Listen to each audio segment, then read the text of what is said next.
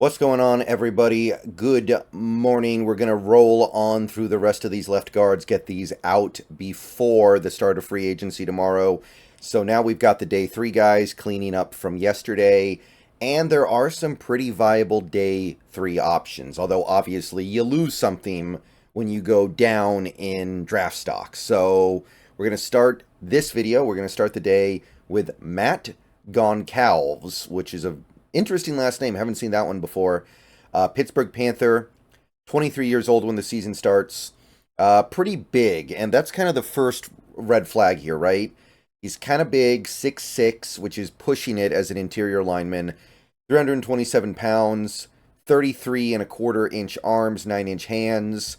So right away, it's like, okay, this guy's kind of tall, but he's also pretty girthy, and his arms are just kind of right? 33 and a quarter isn't awful, but this is kind of tough to reconcile, right? Now, some of the big boards like him a lot. Quite a few actually do have him in the top 100. Walter Football, CBS, Tankathon. PFF has him just outside. ESPN has him in like the 5th round. And the mock draft database has him just outside the 3rd round. They have him going very early 4th. He's had two pretty good seasons, although it needs to be pointed out that in 2023 he barely played.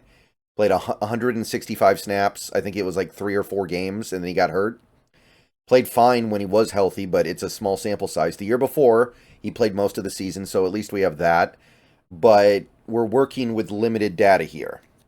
So what I can say about Matt Goncalves is that he does potentially offer some positional versatility, although I'm not convinced. I think he might kind of be caught in the middle here, where he's not quite going to be able to make it at left or right tackle, but I don't know if he'll be able to make it at guard. I think he has his best chance at guard, though. He's got a lot of pop in his hands. When he makes first contact with a defender, there's a lot of force in there with his hands, and that's obviously going to get you far. He was a team captain for the Pittsburgh Panthers. He's really good at using hand placement against pass rushers, really good at mirroring.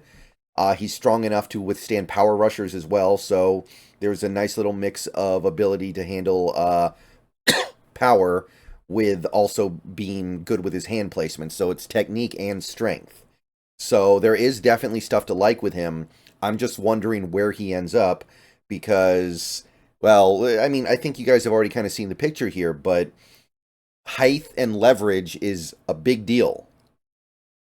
If he's going to move to guard, he needs to be able to win the leverage battle, and at 6'6", you got to sink down low. And he's a guy who kind of bends at the waist a little bit. He's also not particularly good in space. Doesn't really have the mobility that you would look for in a tackle in this offense, or most zone-based offenses these days, which is why I think he should move inside, but is he going to be able to do that? He will get beaten by stunts and twists due to lack of lateral agility, which is another reason why I prefer him in the middle. The lateral agility is going to get him beat by speed rushers at the tackle position in the NFL. He's a little bit slow coming out of his stance at the snap, which that's not going to get better until he kind of learns how to use, sink his hips a little bit more. And he barely played in 2023, so we're working with a limited sample size here. So I don't think that he's a great fit for tackle, at least not in a zone-based scheme. And I think he's also potentially too tall to transition to guard. So I'm off him. I'm not interested until like the 6th round. At that point, the value's good. But for me, Matt Goncalves is just kind of a man without a position unless he finds a very specific scheme. Next guy is someone I've been monitoring for a couple years now. It's Javion Cohen of the Miami Hurricanes. Could not find his age, but this is a guy who actually played left guard in college, which is kind of rare. A lot of these guys are tackles moving over. This guy was actually a left guard, 6'4", 324 pounds. More on that later. 34-inch arms, which is pretty nice for an interior lineman. 9 and 7/8 inch hands. His combine was not very good. He didn't run. His vertical jump was very low. Not a lot of explosiveness in this guy. His bench press was also kind of underwhelming, but it's understandable when you consider how long his arms are for an interior guard. The big boards are kind of all over. ESPN and Walter Football have him in the 3rd round, but PFF and CBS had him in like the 5th or 6th. So the mock draft database washes him out at the 4th. I think that's a reasonable expectation.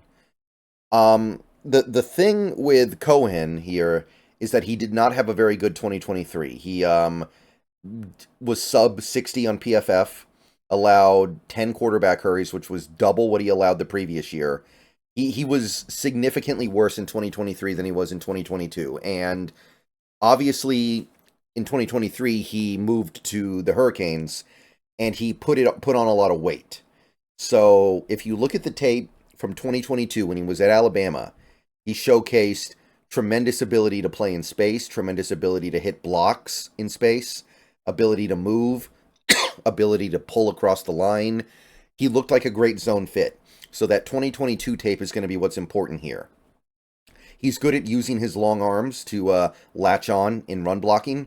So despite playing inside, he knows how to use his arms. He's good with hand placement. He's good with punch power. Smart player, high IQ. He's got explosive strength when blocking in space. If you watch some clips of him blocking in space when he was at Alabama, he just kind of just plows into people when he's allowed to get a little bit of a running start. So on those zone reach blocks that we're talking about, you know, the pulling out into the second level or third level, it's great. There's a lot of great stuff with Javion Cohen in that regard.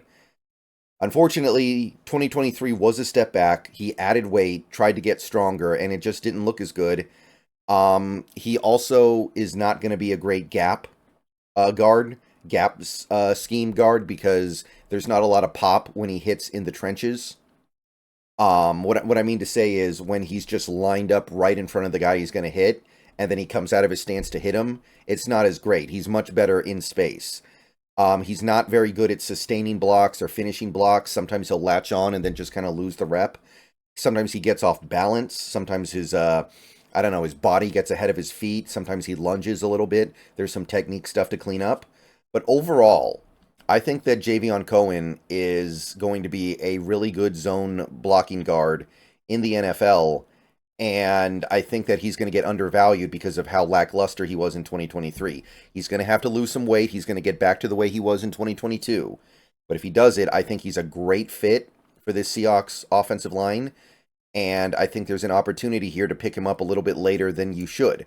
I would be okay with picking him in the third round, which I know seems a little high, but I'm a little higher on this guy than most right now because I know what he can do potentially. And it's open season in day 3. If he makes it to day 3, I am all over that immediately. This is the kind of guy who is probably going to be better in the pros than he was in college, because I don't know if Miami just had the wrong idea with him or he had the wrong idea, but there was some stuff that happened there that wasn't right. Last guy for this video is Isaiah Adams, Illinois, fighting Illinois, 24 years old. This is another tackle convert. I don't think he'll be able to make it a tackle in the NFL. 6'4", 315 pounds, almost 34-inch arms, so pretty good for an interior lineman. 9-inch hands. His 40 time was meh. 5.22, 1.8, 10-yard split. His vertical was awful, 24 inches, barely jumping over a phone book. 6'8" broad jump is also not particularly good. So his testing numbers overall definitely leave you wanting. Like, no area did he stand out as a tester. The big boards mostly have him in like the 4th, a little bit in the 5th round. Aggregate has him in the 5th. And that's mostly fueled by a 2023 where he gave up some truly awful, awful numbers. He allowed 9 sacks and 22 hits plus hurries in 2023. And even in 2022, man, he still allowed 4 sacks. So across 2 seasons as a starting tackle, 2023 he moved to right tackle, 2022 he was a guard. That's a big reason why he slipped. He moved to right tackle in 2023 and gave up 9 sacks. So he can't do that. But I do think you put him back at guard, you're going to get some good things here. He's a pretty decent size. He's not huge or anything, but for this part of the draft, got pretty good size. His athletic ability is passable, given how big he is, I think. Obviously, the testing numbers are not very good, but I think he plays a little bit better than he tests. He's experienced making blocks in space. That's something that Illinois did a lot. He should be able to win the leverage battle a lot because he is 6'4". That's going to help him get lower than his man. He explodes off the ball quickly at the snap, so he's going to get into his rep quickly, be it run or pass blocking. He's really good with his hand placement, maximizes his effectiveness with his hand placement. He hits with force when he's laying blocks, so there's a lot of power when he makes contact. And he's a good mirror. He mirrors well against pass rushers. But obviously, we're looking at this 2023 and we're wondering what the heck happened here. This is awful. It's going to be, you'd have to search long and hard and wide to find another offensive lineman in college football that gave up 9 sacks in a season. And obviously, the main problem was he moved to right tackle and he wasn't well equipped for it. I do think that he struggles a little bit to pick up like stunts and twists and blitzes. Like, he's good at blocking the guy in front of him. He's good at following an assignment. But when they throw more complex stuff at him, he seems to struggle a little bit. He doesn't have great technique in his run blocking, so his ability to latch on and maintain a block is not great. So there is definitely some stuff that needs to be worked on. So I think there is some pretty good potential here. I do think that if you fix a few of these things and move him back to his right position, he would be good. He would be a good player. But it's going to take a couple years to come out probably, because he needs to improve his football IQ and situational awareness, needs to improve his technique and run blocking. This is going to take a little bit of time.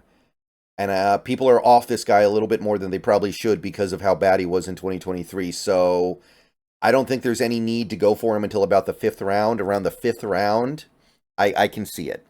But the underwhelming physical profile is also a little bit concerning. Like you look at this and you just kind of have to go, well, we can do better. There are definitely guys out there better than that. All right, see you guys later. Go Hawks.